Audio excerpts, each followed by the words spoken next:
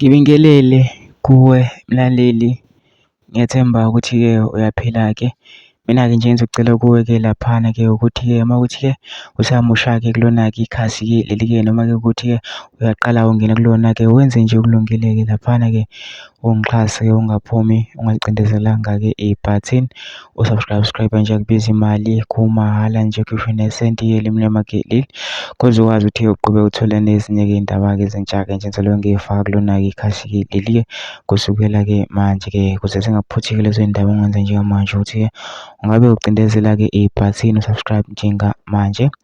Udaba kulethele lona-ke namhlanje-ke ey'ngenayo-ke zithi-ke amaphoyisa asedubule abulala owesilisa oyedwa, omunye wabanjwa waboshwa bebethumbe umuntu.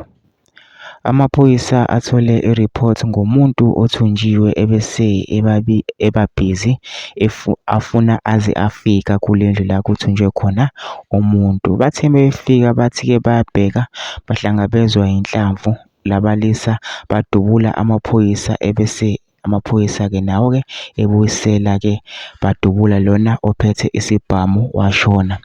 Umngani wakhe uvele waphakamisa izandla wazinikela waboshwa. Batholwe nesibhamu se-AK-47. Lo muntu bebemthombile bebesafuna ukumbopha ngeketango, ibhakede bekuyithoyilethi lakhe kodwa utholakale engenamyucu. Lesi sigameko senzeke eGoli. Laphana-ke mina-ke ngizocela laphana singene ama-comment section ushiye uvo lwakho ukuthi wena-ke ucabangani ngalo-ke udaba-ke lolu-ke bese wenza okulungile nje ungixhase-ke ungaphumi ungalicindezelanga-ke ibhathini usubscribe nje akubizi imali kumahhala nje kusho nesenti-ke elimnyama-ke leli khona uzokwazi ukuthi uyibheke esethubeni lokuthi-ke uqhubeke uthole nezinye-ke iy'ndaba-ke ezintsha engizobe ngiza nazo ngikufakela zona kulona-ke ikhasi-ke leli-ke kusukela-ke manje.